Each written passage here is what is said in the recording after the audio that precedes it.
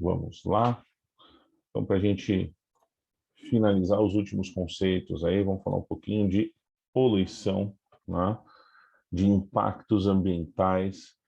Na verdade, tem um item que eu queria comentar a mais, mas não tem como a gente não passar pelos outros, né? Até porque você fala de poluição nas aulas de química, então você já deve ter visto lá com a Simone um pouquinho de efeito estufa, né? De buraco da camada de ozônio e tudo mais. Então é bom a gente só formalizar e elencar essas necessidades, tá? Então, vou apresentar aqui que eu esqueci. Então a gente está lá no final da matéria. Eu particularmente, de dividir a parte de poluição em 3 itens: solo, água e ar. Então, aqui acho que são os 3 ambientes principais aí de como a poluição pode interferir. E lembrando, né, que muitas vezes a gente pode confundir alguma coisa que de fato na natureza não é um poluente com algo que é poluente, né? Então eu gosto de fazer esse comentário, tipo, matéria orgânica no ambiente é um poluente?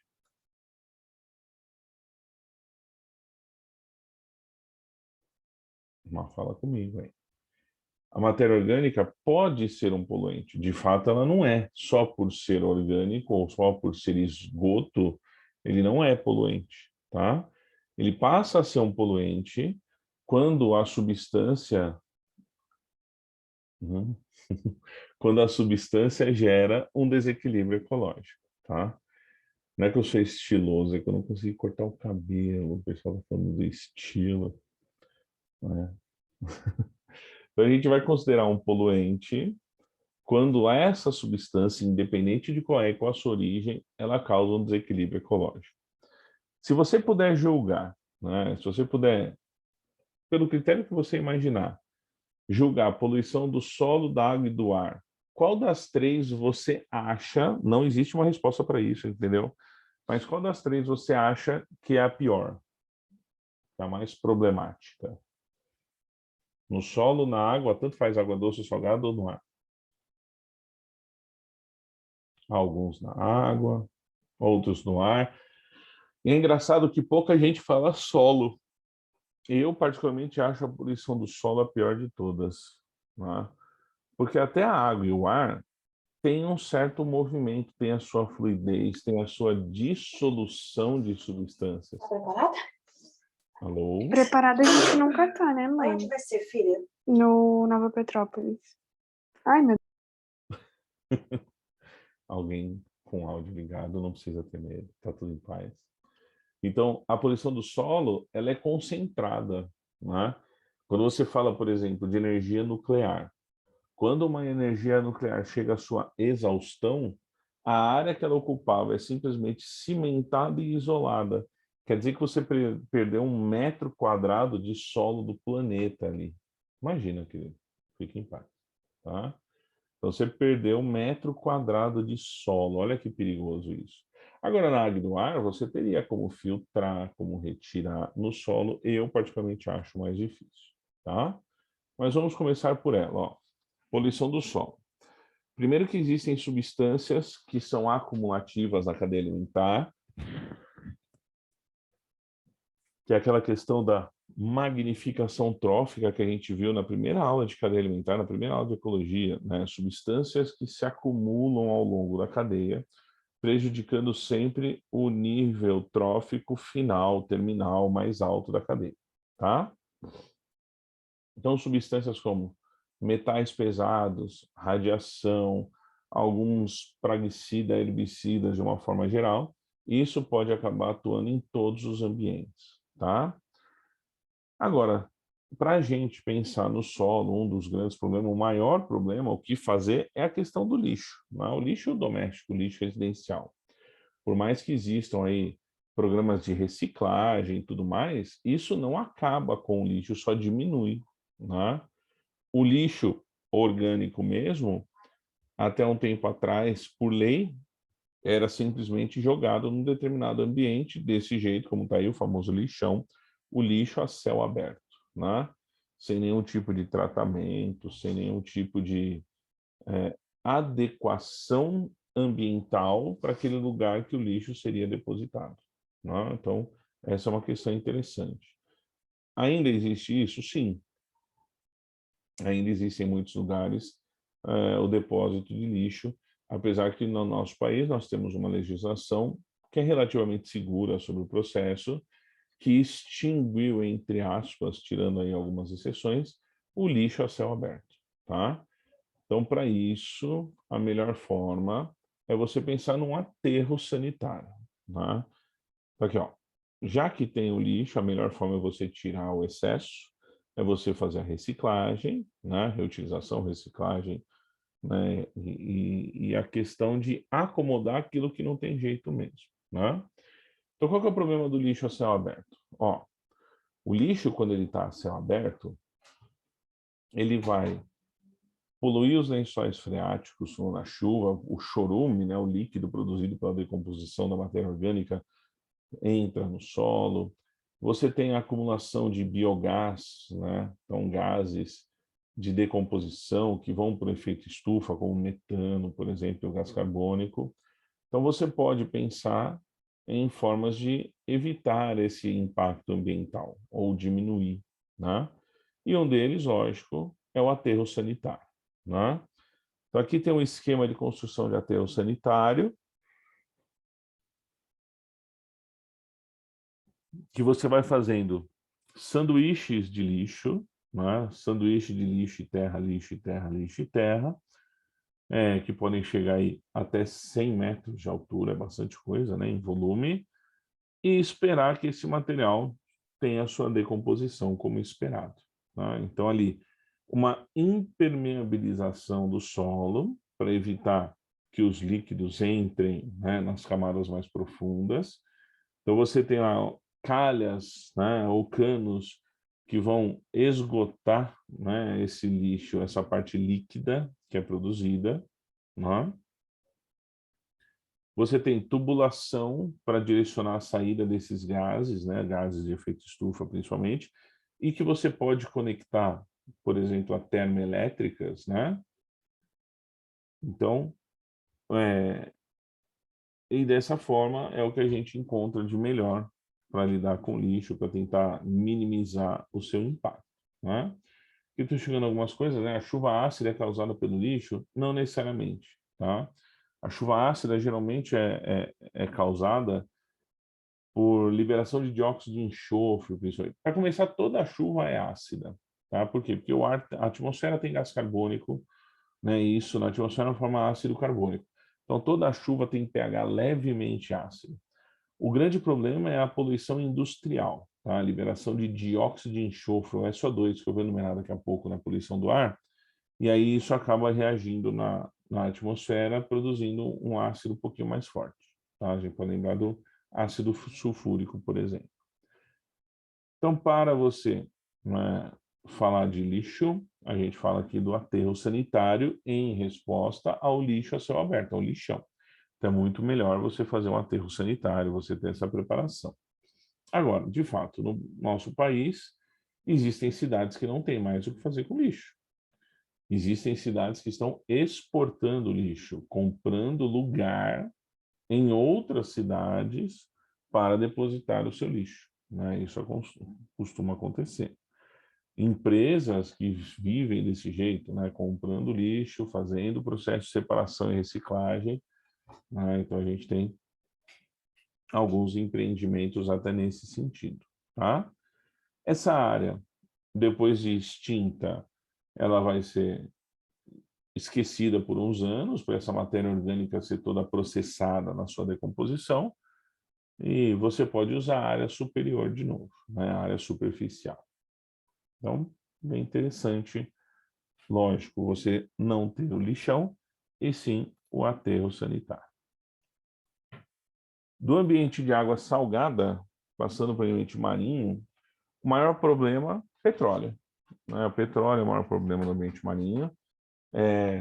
Um, é um problema para o ambiente e é um problema para quem vive do petróleo. Então, uma coisa que até um certo ponto ela é controlada. Tipo, as empresas não querem desperdiçar petróleo, né? Mesmo vivendo o que eu acho que vai acontecer e já está acontecendo, a revolução, né, dos combustíveis fósseis. Você já tem muita e muita discussão.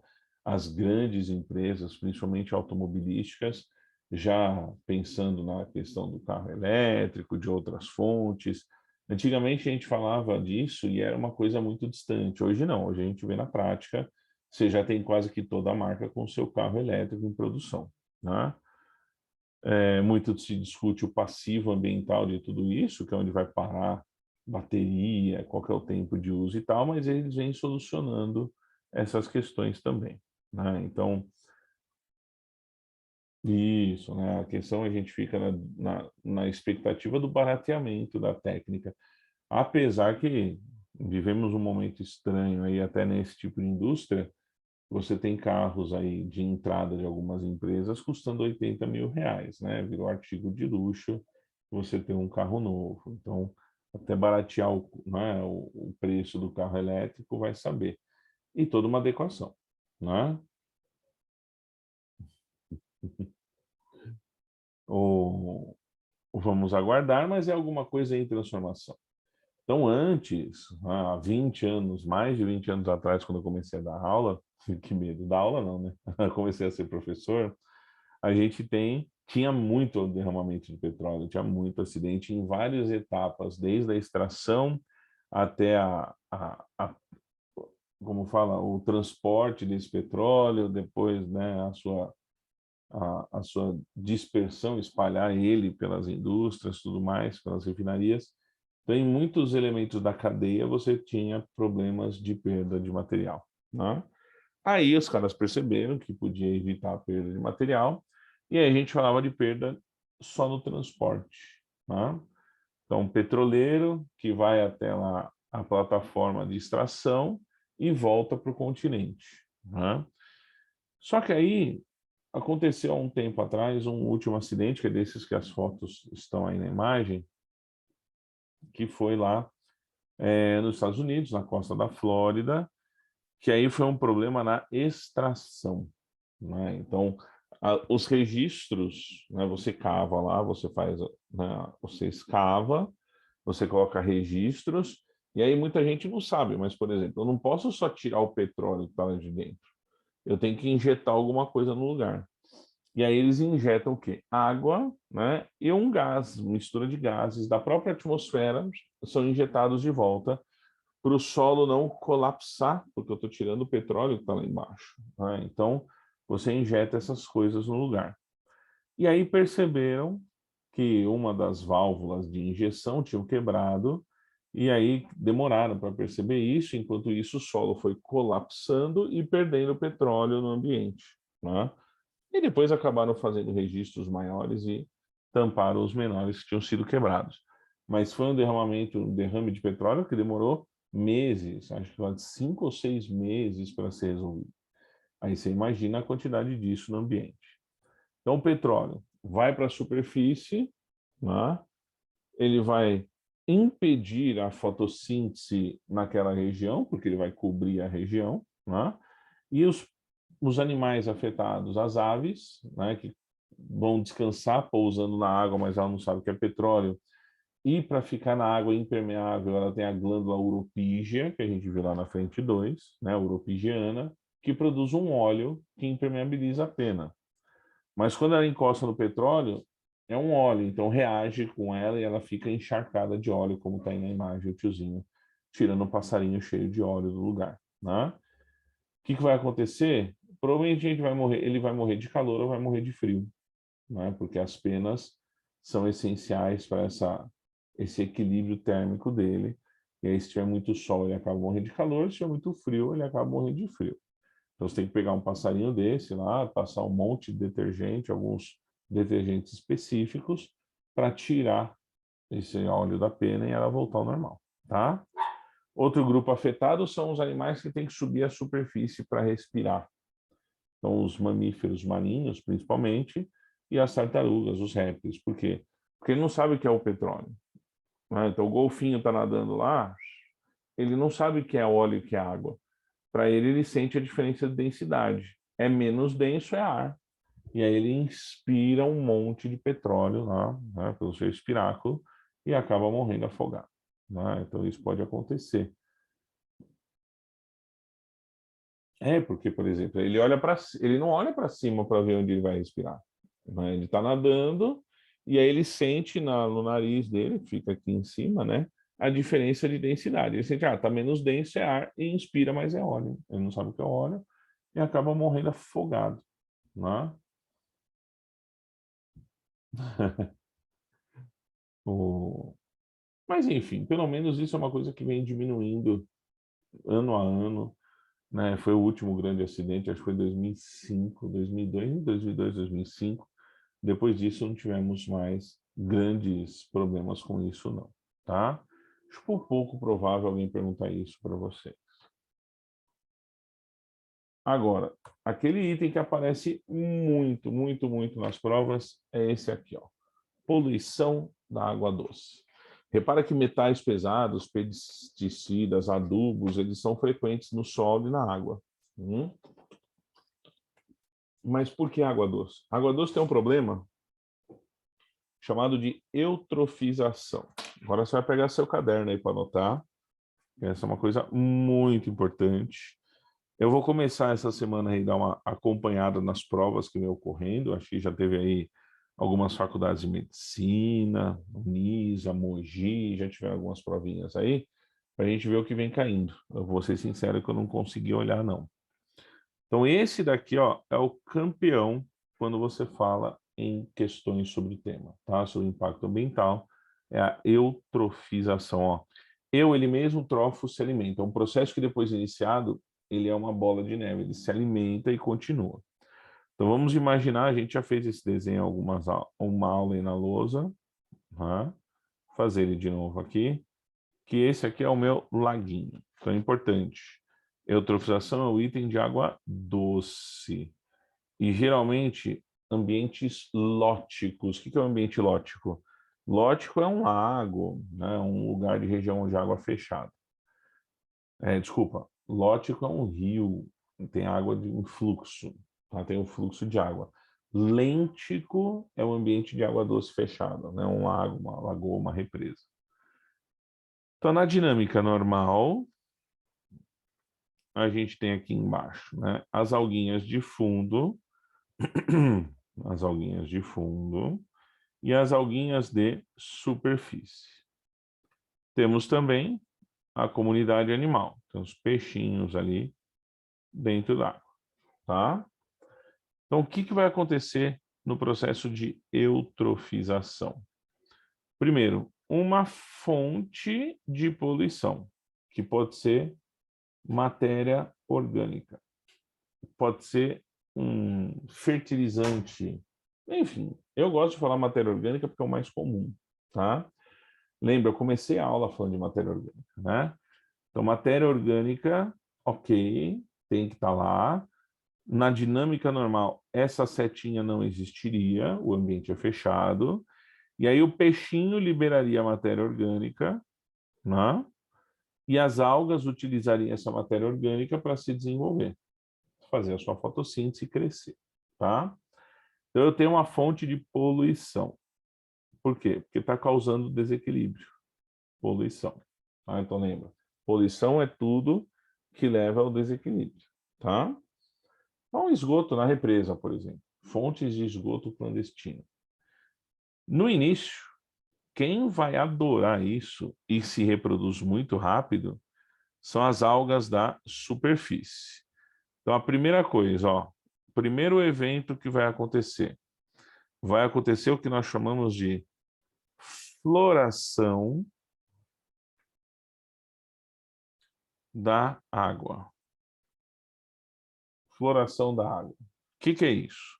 A floração da água é quando essas alguinhas aqui, ó, elas se reproduzem muito mais rápido e elas formam um tapete na superfície da água. Tá? Tá vendo aquela fotinha na sua direita aí? É um exemplo de floração. Tá? Alguém chamou? Fez um barulhinho? Não? Tá bom. Foi só para mim, então. Então, aqui é um exemplo, a floração da água. Essa floração na água, ela vai acarretar um problema. A floração da água, ó, ela vai impedir a passagem de luz. A luz não vai passar para as camadas inferiores. Ela vai sombrear o que está embaixo. E ao sombrear o que está embaixo, o que vai acontecer aqui embaixo?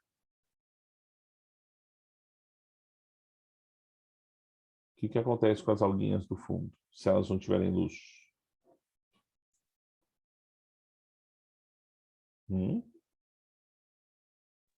Morrem? Morrem. Então, morte das algas de fundo. Aí, olha que legal. Quando o ambiente estava funcionando, o que a gente percebia é essas alguinhas de cima, elas estão mandando oxigênio para fora. Por isso que a gente fala que a maior fonte de oxigênio são as algas. Elas estão na superfície e mandam oxigênio para fora. As alguinhas de baixo estavam mandando oxigênio para dentro, para os peixinhos. Aí ocorreu a morte das algas, ou quer dizer, o excesso de algas da superfície impediu a passagem de luz, a morte das algas de fundo. A morte das algas de fundo vai levar ao evento mais interessante, que é um sinal da eutrofização, tá? Que é a redução, é a queda da taxa de oxigênio do ambiente. Elas morrem porque elas não conseguem fazer fotossíntese, perfeito. Não chega a luz até elas, elas morrem. E a partir do momento que elas morrem, o que elas viram para esse ambiente? Mais matéria orgânica. Então, o processo é chamado eutrofização, porque ele começa com excesso de matéria orgânica e depois vai gerando mais matéria orgânica. Quer ver, ó? Se cair a taxa de oxigênio, o que vai acontecer? O que vai acontecer com os peixinhos? Eles vão morrer. Vão morrer. Vão morrer. É isso mesmo, vai virar adubo. Eles vão morrer. E cada vez que alguém morre aqui, ó, vira mais matéria orgânica. Então, você tem matéria orgânica da decomposição desses caras, da morte dos peixinhos, levando então ao terceiro evento, que é o aumento da decomposição. É o aumento da decomposição, que a gente chama de decomposição aeróbia. São as bactérias que usam oxigênio. O que vai levar a uma redução ainda maior da taxa de oxigênio. Eu não sei se você já viu, mas tem lá, acho que é um dos programas de uma rede de TV aí aberta, acho que da Globo, que uns caras ficam nas férias andando de caiaque, medindo a taxa de oxigênio dos rios, dos lagos e tudo mais. É isso que ele está vendo. Ó.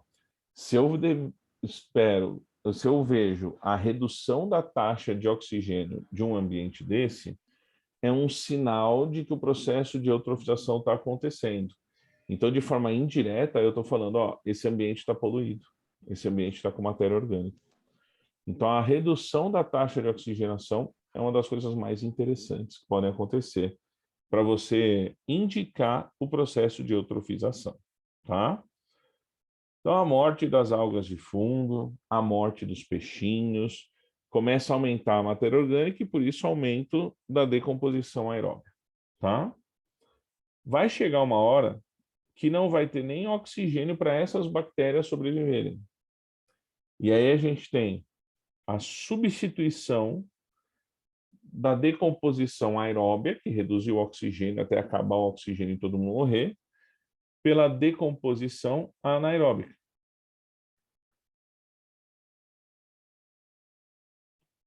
A decomposição anaeróbica, eu errei aqui.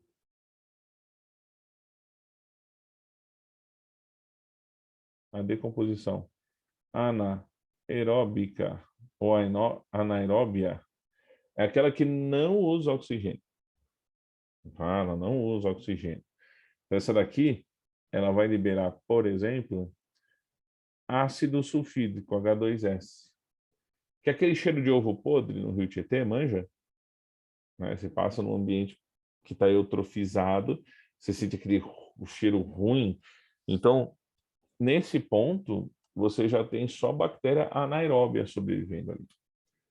O que você deve fazer para restaurar esse ambiente, para acontecer uma sucessão secundária aqui, ó?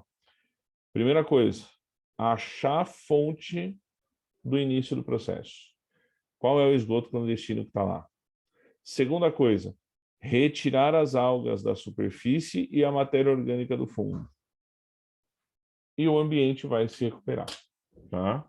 Lógico, depende do tamanho, depende do estrago, da quantidade. Pode demorar mais ou pode demorar menos. Não é à toa que geralmente aqui na nossa Billings, a nossa maior fonte de água para beber, no verão, na primavera e verão, daqui a pouco começa a ter um monte de água na superfície, os caras vão tirando a água da superfície de barquinho ali e tal, para tentar evitar o processo de eutrofização geral que pode acontecer ali, tá? Mas o ideal é você tirar a fonte da matéria orgânica. A gente percebe mais a ocorrência de eutrofização em ambientes menores, tipo Lago do Ibirapuera. Já foram no Ibirapuera? É um lago que tem um cheiro característico, tem lá um processo, algumas partes dele, com decomposição anaeróbia. Lá no Lago do Ibirapuera tem um jato de água, não sei se você já viu. Já viu? Aquele jato de água não é um chafariz para deixar bonitinho. Aquele jato de água ele está oxigenando o lago como se fosse um aquário. Está oxigenando o ambiente. Por quê? Porque ele é um lago em processo de eutrofização. Eu lembro que alguns anos atrás aquele jato quebrou, aquele aerador gigantão ele quebrou, e aí tiveram que esvaziar o lago. Esvaziar, um lago artificial, não é um lago natural. Aí esvaziaram o lago do Ibirapuera. Mano, acharam até um sofá lá dentro. Aí você fala, quem foi o cara, a pessoa que levou um sofá para jogar dentro do lago? Me explica. Eu fico imaginando o segurança vendo na câmera alguém passando com um sofá de 3 lugares e jogando dentro do lago, né? Exato, o parque ficou horrível, cheiro muito forte, porque o processo de eutrofização ele termina com a decomposição anaeróbica. Então é interessante você pensar no início do processo, que é a partir de poluentes, que vão aumentar a reprodução das algas, vai baixar a taxa de oxigênio até o pessoal que está lá morrer. Todo mundo que depende do oxigênio vai acabar morrendo disso. Ok? Então, assim, ó, o processo de eutrofização é aquele que a gente geralmente acha e espera que caia em todos os vestibulares. Sempre aparece. Tá? Os outros, quando você fala água, petróleo, água salgada ou poluição do solo, cai muito pouco. Não é que só ocorre em água doce, né? A eutrofização pode ser em água do mar? Pode. Se a gente pensar numa enseada, num ambiente mais fechado, mais restrito, né? Por exemplo, na entrada de barco de um porto, por exemplo, pode ser que aconteça também, né? Quando você tem um fluxo menor de água. Porque no mar muita coisa vai se acabar se dispersando pela maré, né? Mas geralmente num lugar mais fechadinho, como uma enseada, você pode verificar também na água salgada, tá? Mas é muito mais raro.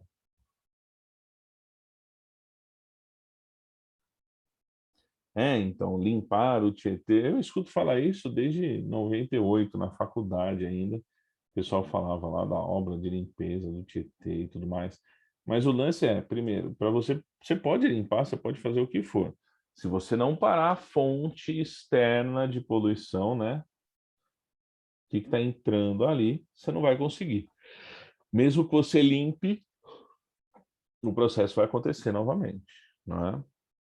O pessoal fala, por exemplo, no Rio Sena e no Tamisa, né? Que os caras fizeram lá e funcionou. Fizeram naquelas, tá? Você chega lá, você vê que não é um processo, não é que nem o Rio Tietê, que é água, que o pessoal... Mas não pode mergulhar, não pode andar, mas você pode ter trânsito de pessoas e de mercadoria, tem balsas e tudo mais. Não tem aquele cheiro do rio Tietê, mas tem lá um cheirinhozinho característico. Não é? Agora, do ar, moçada, tem água no rio Tietê? Essa pergunta é boa. Ó, no ar a gente tem vários gases, né? Então, ó, compostos sulfurosos, SO2 e H2S, dióxido de enxofre e o sulfídrico, que são responsáveis pela chuva ácida, tá? E muitas vezes decorrentes de processos industriais. Então, poluição industrial, tá? Compostos nitrogenados, né? Lembra do ciclo do nitrogênio? Que tinha lá o N2, tinha lá NH3, né? O monóxido de carbono, que a gente falou nas aulas de respiração, é o gás que causa asfixia, né? A chuva ácida aqui, ó, os compostos sulfurosos geralmente, buraco na camada de ozônio, que vem cada vez aparece menos, né? O clorofluorcarboneto foi substituído já no mundo inteiro. Acho que aqui talvez a gente pode pensar até hoje na única mobilização mundial que deu certo, né? Na Eco 92 aqui no Rio de Janeiro, os caras fizeram uma mobilização para evitar, né, para proibir o uso de CFC. Então, isso acabou acontecendo no mundo inteiro, é proibido o uso desse gás refrigerante. O clorofluorcarboneto era um gás refrigerante, né, de geladeira, ar-condicionado, esse tipo de coisa, e hoje se descobriu outro, a luz R qualquer coisa aí que você vê nos ar-condicionados de carro, né, R46, R não sei o quê. São menos eficientes? Sim, são menos eficientes que o CFC, mas não causam o mesmo impacto no ambiente, tá? Inversão térmica, que é um processo normal que ocorre, né? Então, inversão térmica, lembrando que ela ocorre no inverno, né? E é caracterizado por sanduíches, para sanduíche é feio, né? Vamos por camadas de ar quente e frio que se acumulam no ambiente, né? O aerossol, isso, o aerossol no desodorante também já tinha um pouquinho de CFC lá, mas também não existe mais, né? Porque você tem um gás sob pressão, um líquido sob pressão, e aí eu preciso de um processo de refrigeração dele, senão ele esquenta demais. Se você pegar lá, se você apertar o desodorante pertinho assim, dá aquela queimada, né? Então, né, a questão é que estão perguntando, né? Mas eu vi aqui no livro né, que a chuva ácida pode ressecar as árvores, mas você falou que toda chuva era ácida. Então, ó, lembra que quando eu falei que toda chuva é ácida, é para você pensar no que é poluente, né? Então, chuva ácida é normal? Até um certo ponto, sim. As plantas aguentam, a gente também aguenta. Você não vai olhar para a chuva, cair no olho e vai queimar teu olho, nada disso. Porque existe lá o ácido carbônico, né, que deixa a água com um pH levemente ácido. Mas o excesso de substâncias que levam a uma acidez maior é a poluição. E aí o que vai acontecer? Quando a chuva ácida cai nas árvores, por exemplo, ela vai deteriorando os cloroplastos, a clorofila, por isso que ela vai causando esse ressecamento, porque diminui o metabolismo das folhas, né? Bom, a gente tem um efeito da chuva ácida normal, inclusive, nas construções, né? No concreto. O pessoal que trabalha com as engenharias pode falar melhor do que eu. Mas você tem toda uma preparação do concreto, uma curagem do material e tudo mais, para evitar o efeito da chuva ácida nas edificações. Inclusive, as tintas de área externa são diferentes na sua composição do que as tintas de áreas internas, tá? Então, assim, toda a chuva é ácida? Sim, mas as plantas e todos os seres vivos aguentam essa quantidade. Agora, a gente vai usar o termo chuva ácida quando for o poluente, tá bom? E o efeito estufa, né? O efeito estufa aqui, com seus gases, eu vejo, né, da poluição do ar, a única coisa que pode aparecer efeito estufa, apesar de achar pouco provável, tá? Hoje em dia, quando a gente fala dos impactos ambientais no ambiente urbano, a gente pensa nos termos como microclima, deixa eu ver, né? O microclima de uma região. Eu falo, o que é esse microclima? Só, quanto mais concreto tiver, mais quente fica, né? Então, o centro da cidade, que não foi preparado para isso, ele tem um clima, ele tem um microclima diferente da borda da cidade, né? Então, você fala na construção de telhados verdes e tudo mais, para minimizar os impactos do microclima na região. Mas o efeito estufa, ó, de novo, é um processo normal e natural? Sim, tem que ser. Por quê?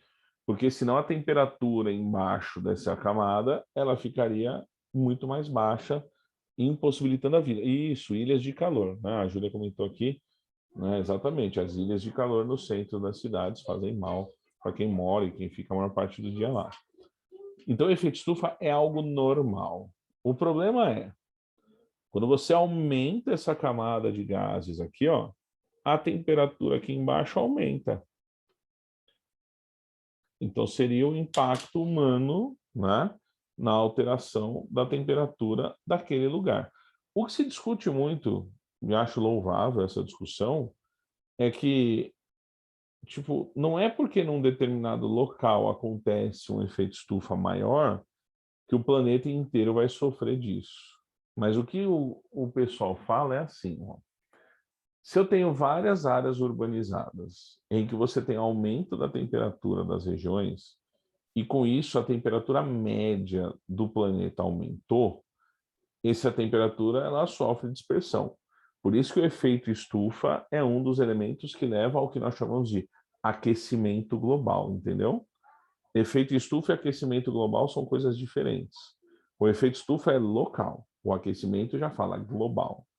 Então, se eu tenho muitos lugares com efeito estufa, a temperatura média da atmosfera aumenta como um todo, porque há dispersão de calor por todas as áreas, tá? Então, o efeito estufa é um dos elementos que levam ao aquecimento global. Certo?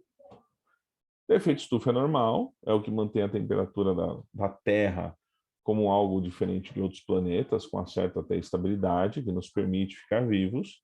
Se estima, mas aí são estimativas, né? Eu li alguma coisa a respeito disso, que se não tivesse o efeito estufa, a temperatura média da superfície do planeta seria de menos 30 graus.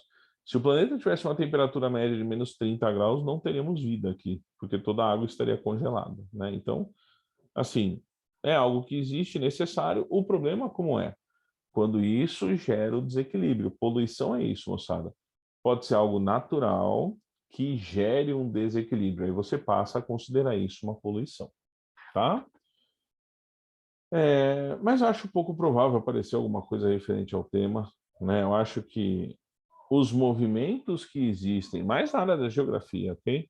Os movimentos políticos que existem para você reduzir a emissão de gases de efeito estufa e com isso controlar a temperatura média, eu acho que é o que pode aparecer. Porque biologicamente o processo já foi, já se exauriu a quantidade de informação que a gente tem, né, para falar como de fato acontece, né? Então 100% da radiação entra, uma parte da radiação fica presa nessa camada, outra parte sai, e isso mantém a temperatura de baixo mais aquecida. Então, ó, vamos atuar em diferentes direções aqui, ó. Perguntaram assim: a ação humana aumentando o efeito estufa é o maior agente de mudança climática ou é a destruição das florestas? Ó, quando você fala em destruição da floresta, além de pensar que está acontecendo um desmatamento por uso da madeira, ou porque eu estou queimando essa madeira, se a gente pensar em queimada, então o desmatamento por queimada está elevando o efeito estufa e com isso o aquecimento global, tá certo. Agora, eu acho que o impacto mais imediato da destruição da floresta, só assim, mas e se eu não queimar, se eu for lá e tirar só? É o ciclo, o circuito das águas, como a gente viu lá na aula de ciclo da água, né? Então, boa parte da umidade, para a gente em especial, aqui da região sudeste, boa parte da umidade das florestas, do Pantanal, da floresta amazônica, segue um fluxo para a nossa região. Aí eu diminuo a incidência de chuva na nossa região. Tá? Por isso, talvez, nos últimos anos isso venha acontecendo e a gente não consegue recuperar nossos mananciais, né? Nossas fontes de água potável. Aí a gente está passando por mais uma crise hídrica que já esqueceram de fazer alguma coisa. Deixa eu só parar de gravar aqui, eu respondo mais, quer ver? Senão o vídeo vai ficar muito extenso.